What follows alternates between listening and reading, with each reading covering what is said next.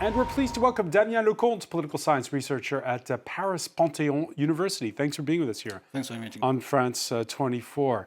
Irony that the announcement of Lionel Jospin's death comes the day after municipal elections, which are effectively the starting gun to next year's presidential poll here in France. Before we talk about last night's results, a word on Jospin. I remember interviewing him when he was education minister, most notably. He was somebody who stood out because of his rigor. He was a different kind of politician. Yeah, Lionel Jospin was highly respected for his integrity, for his moral integrity, and for his intellectual sharpness. And he was still a very respected moral and intellectual figure among the left wing. And we have seen a lot of grief shared by the entire left wing spectrum. Yeah, the tributes pouring in from across the political spectrum. Of course, being upstanding doesn't necessarily get you elected. Jacques Chirac was much more of a rough and tumble kind of guy. Even though he was an unpopular president, he got reelected because Jospin was unable to unify the left. He had something like 8 candidates against him in 2000. Lionel Jospin is interesting because he embodies an ambivalent symbol about the unity of the left, because he has led a government of a broad coalition of the left wing for 5 years, and this was the late '90s period of growth. Yeah, absolutely, and it is a government that is remembered fondly by the left because it was successful on many ways, but it ended badly because the left was divided in the subsequent election in 20. Everybody thought, well, I can run in the first round because it doesn't matter. Yeah, Jospin will be there in the second round. Absolutely, everybody thought Jospin would win. Actually would be qualified for the second round. It was a given almost, but the division of the left contributed to its elimination to the far right of all parties. It is the far right that was qualified in the second round. So Lionel Jospin is remembered fondly by the left as a good prime minister and the president who could have been, and the one who was defeated by the division of the left and by the far right rising.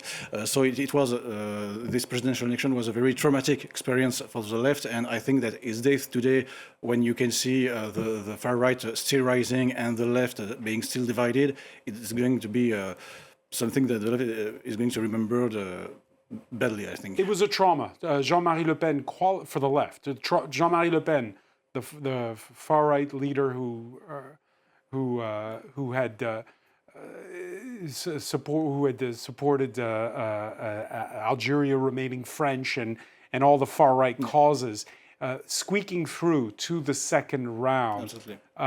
And the French learned at the time that there's a big difference between running a campaign for the first round of a presidential election, because it's only the top two that qualify for a presidential election, and running a campaign for a runoff of a president. Yeah, absolutely, because Lionel Jospin did not succeed to unify his own camp on the first round, because the socialists were already focused on the second round and gaining ground with the center, the moderates, but they did not succeed to unify the left flank and the Greens and the communists and such, and so that left divided was defeated in the first round, and that is something that the left should remember today when you see... Among those paying tribute, another former socialist, and that is Jean-Luc Mélenchon, who's instead founded this hard left party, La France Insoumise, France Unbowed, and he's accused of being able to run a very good first round campaign,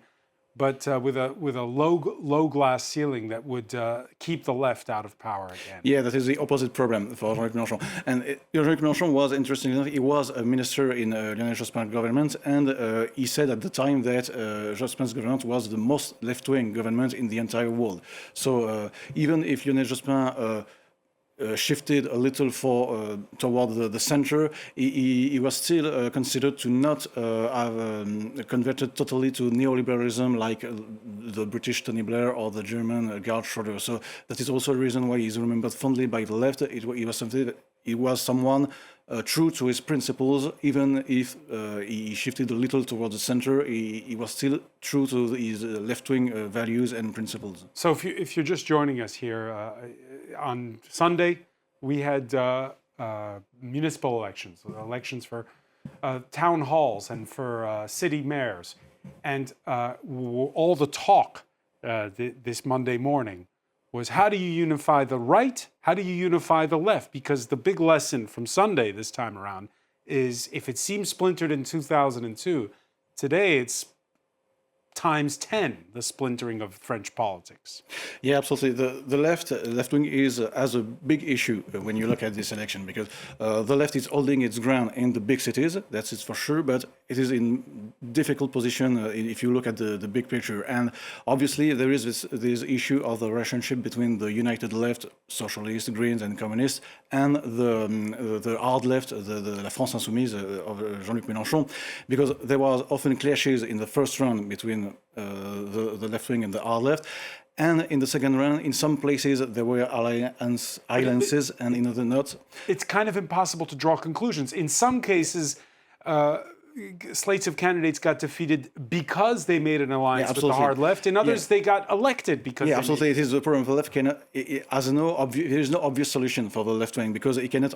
It is very hard to hold both ends, because indeed in many places the hard left is still a strong part of the left-wing electorate, so it is difficult to win without them. But also they have a repulsive effect for the moderate electorate, so it is very hard to hold both ends to win in many places. The left's problem is also the right's problem. We saw it, for instance, here in Paris, where the lead candidate, Rachida Dati, who hails from formerly from the Les Républicains Conservative Party, she courted the far right in the runoff for those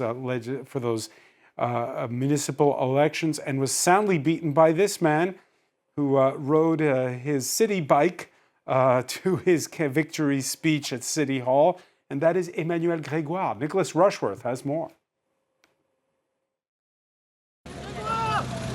Merci à tous.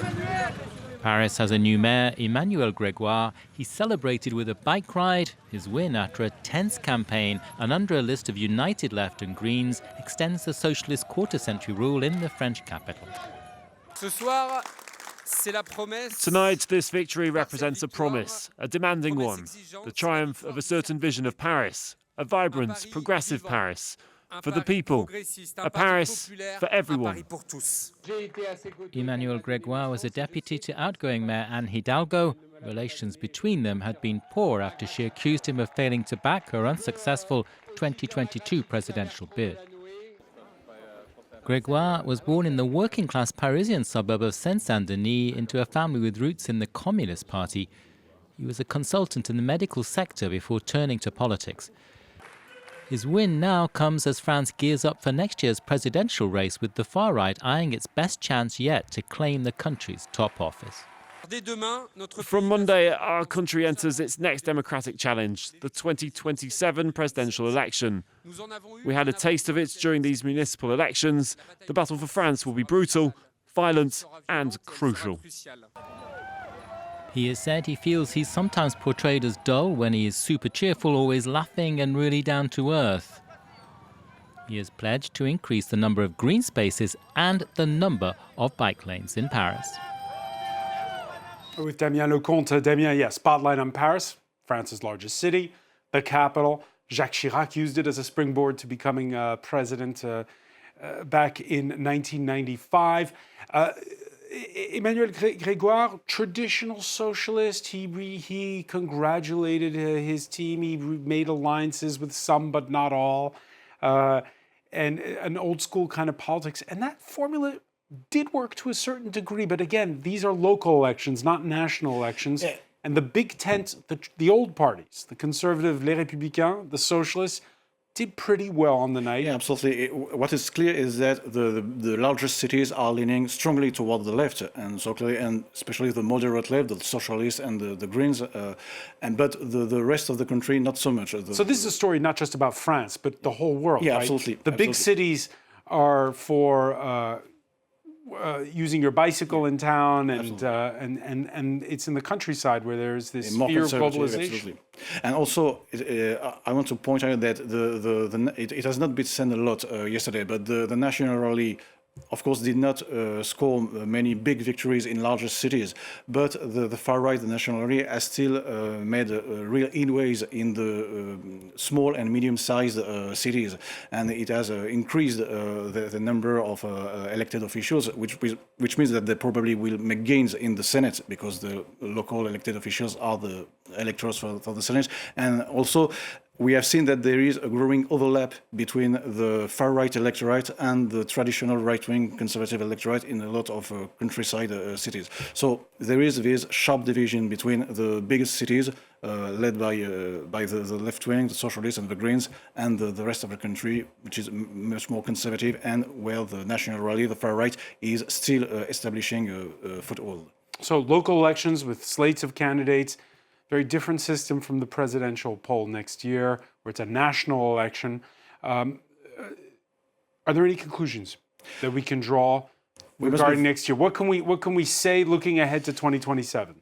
We must be very cautious, because we have seen that in 2020 and 2021 the local elections were won by the traditional party, the socialist and the conservative, and both their candidates made very poor results in the 2022 presidential election. Anne Hidalgo and Valérie Pécresse, they were under 5% and 2%. Yeah. Absolutely. So we must be very cautious, but what we can say is that the National Rally, the far right, is still making gains. So clearly it has now not spectacular victories in big cities, but it is still establishing a strong presence in the local level.